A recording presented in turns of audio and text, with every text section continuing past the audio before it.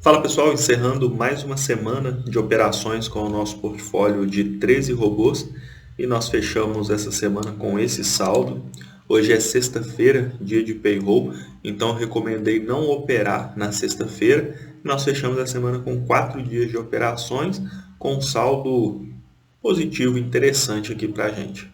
E aqui eu tenho o nosso portfólio desde o início das operações desse ano, a partir do dia 12 de janeiro, até a presente data, dia 6 de março de 2026, uma curva não tão suavizada, né, que nós tivemos dias aqui de perda, mas uma curvatura ascendente com um lucro interessante garantido aqui para a gente.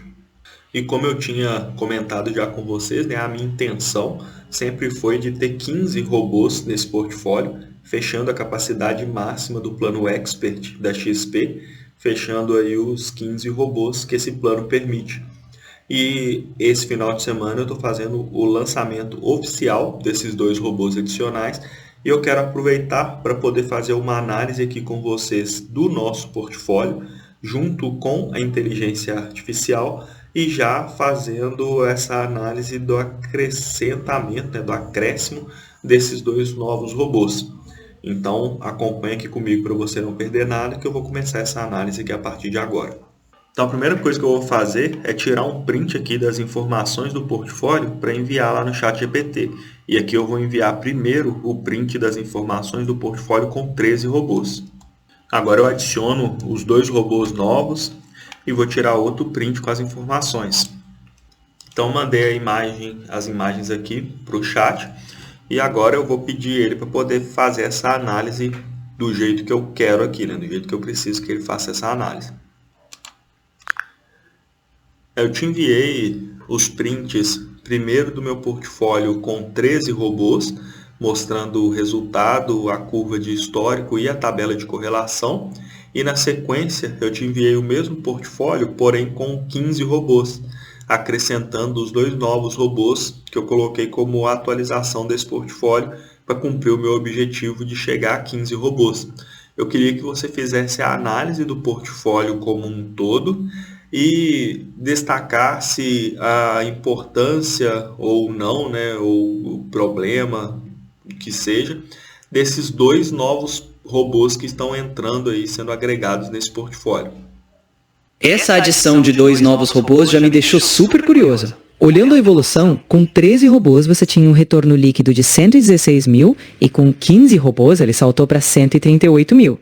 A média de ganho diário aumentou e a média de perda caiu, o que já é um bom indício de robustez.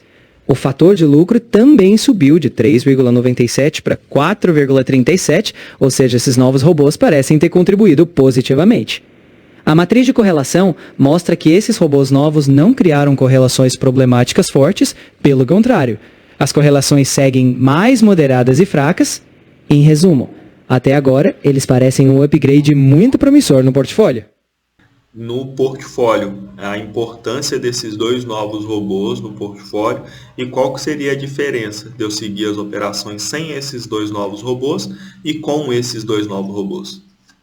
Maravilha, então.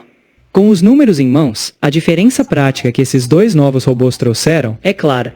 Eles aumentaram o retorno líquido em cerca de R$22 mil no período e melhoraram o fator de lucro, indicando mais eficiência. Sem eles, você teria um crescimento mais lento, uma média de ganho diário menor e um controle de perdas um pouco menos otimizado. Em resumo, esses 2 robôs aumentam não só o retorno total, mas também a qualidade da consistência e da lucratividade. Parece que eles são peças bem importantes. Avaliando o portfólio como um todo, você consegue identificar algum ponto de atenção, algum fator que gere preocupação com esses dados do portfólio? Olha, de forma geral, o portfólio está bem sólido, mas um ponto de atenção é a sequência negativa. Apesar de curta, só 2 dias, ela poderia indicar vulnerabilidade em períodos específicos. Vale ficar de olho em cenários que possam amplificar essas perdas em sequência.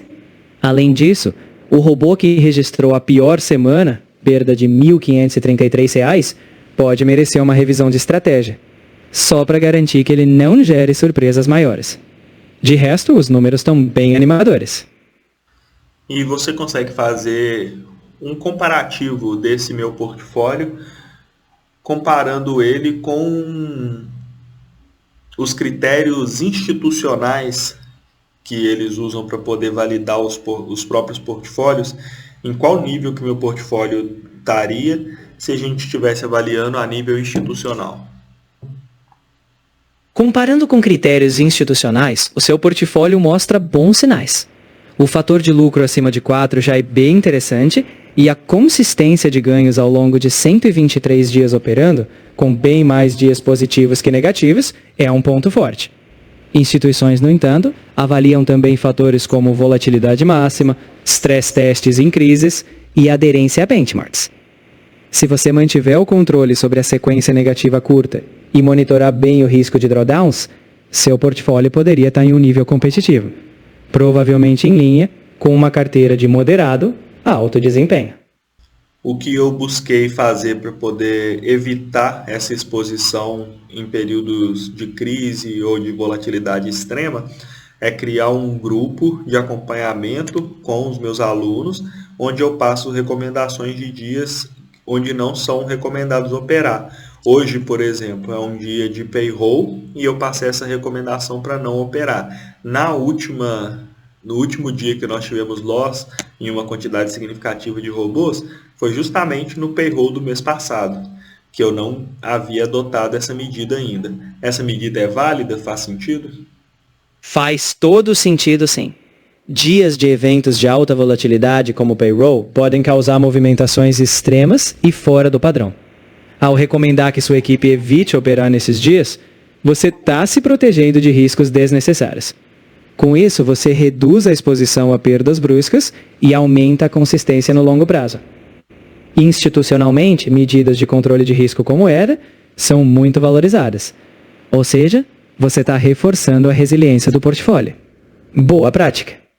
Se você pudesse dar algum recado final para as pessoas que vão assistir esse vídeo com a sua análise do meu portfólio, o que você diria para essas pessoas?